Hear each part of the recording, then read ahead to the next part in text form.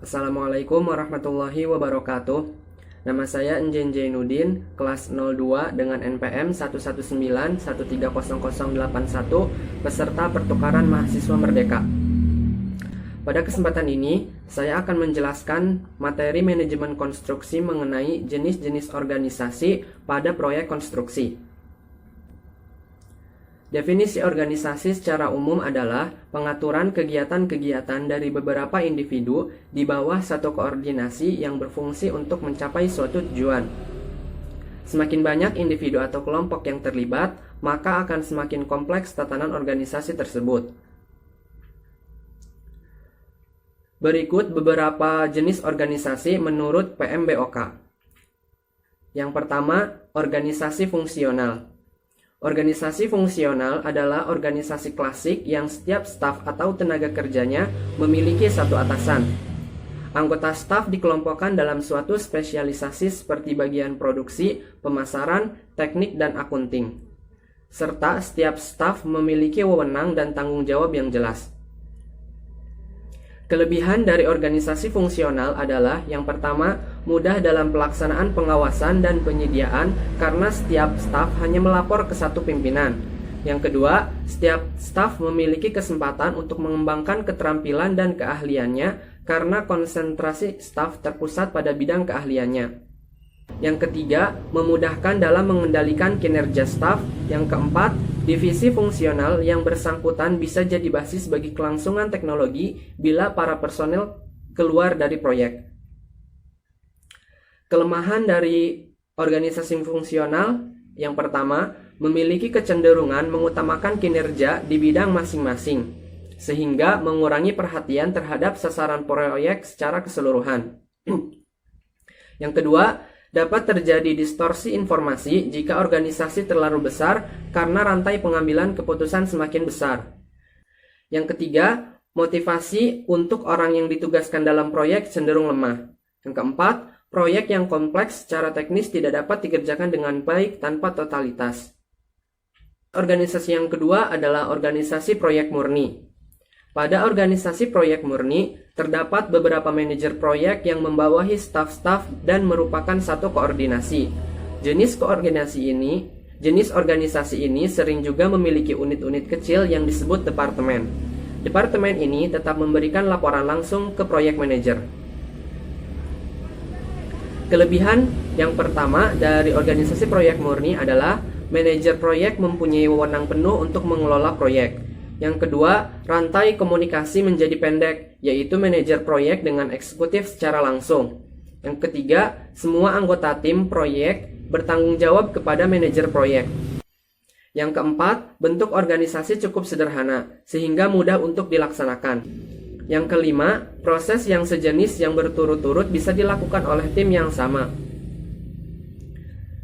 Kekurangan dari organisasi proyek murni, yang pertama bisa terjadi duplikasi usaha dan fasilitas jika terdapat banyak proyek. Yang kedua, menambah biaya yang cukup mahal untuk organisasi induk. Yang ketiga, ketidakkonsistenan prosedur yang terjadi. Yang keempat, proyek yang sudah selesai menimbulkan masalah bagi tim proyeknya. Yang kelima, penumpukan sumber daya yang berlebihan untuk mendapatkan dukungan teknis, tetapi biasa dipegang pada saat tidak dibutuhkan. Jenis organisasi yang ketiga adalah organisasi matriks. Organisasi matriks merupakan bentukan baru atau akulturasi dari organisasi fungsional dan organisasi proyek murni. Dari kedua organisasi tersebut, digabungkan kelebihan-kelebihannya dan dihindarkan kekurangannya. Digunakan untuk menggambarkan organisasi yang membutuhkan penggunaan minimal pada tim proyek maupun kelompok produk, bisa membentuk pola organisasi. Kelebihan dari organisasi matriks, yang pertama, proyek mendapatkan perhatian secukupnya. Yang kedua, lebih mudah untuk mendapatkan potensial dari setiap fungsinya. Yang ketiga, tidak ada masalah tentang nasib bagi tim proyeknya jika suatu proyek sudah selesai. Yang keempat, distribusi sumber daya lebih seimbang. Dan yang kelima, konsistensi terhadap kebijaksanaan atau prosedur dari perusahaan induk terjaga.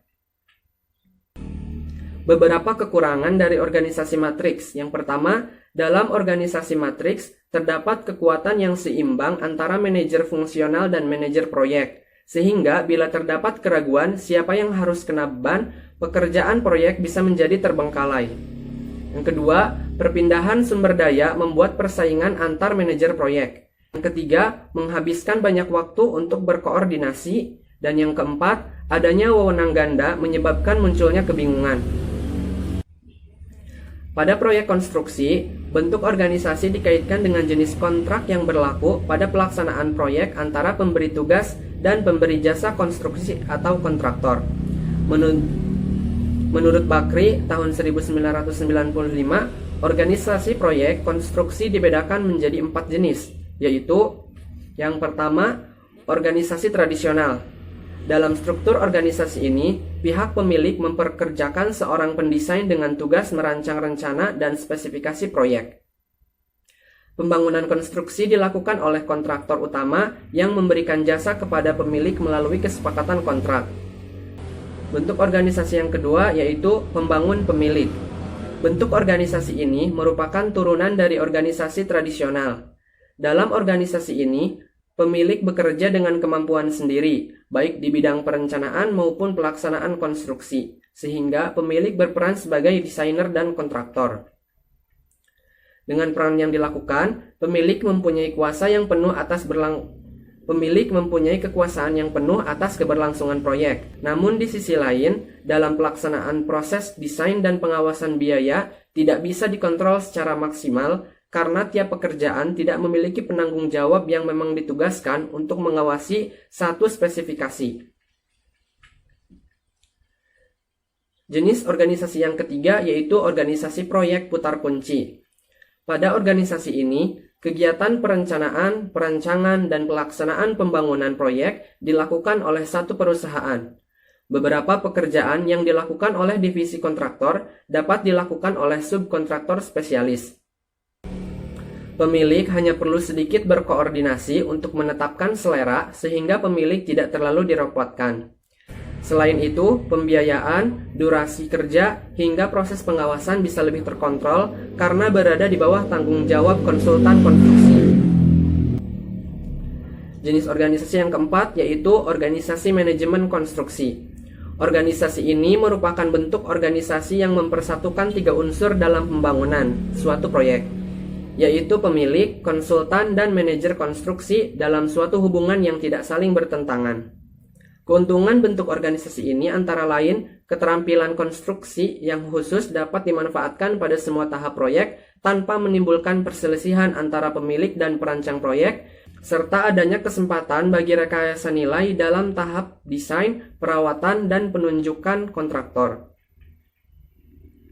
Di sisi lain, kelemahan yang ditunjukkan pada struktur organisasi ini adalah keberhasilan proyek terutama ditentukan pada perencanaan dan penjadwalan bergantung pada keterampilan manajer konstruksi. Sekian penjelasan dari saya, kurang lebihnya mohon maaf. Wassalamualaikum warahmatullahi wabarakatuh.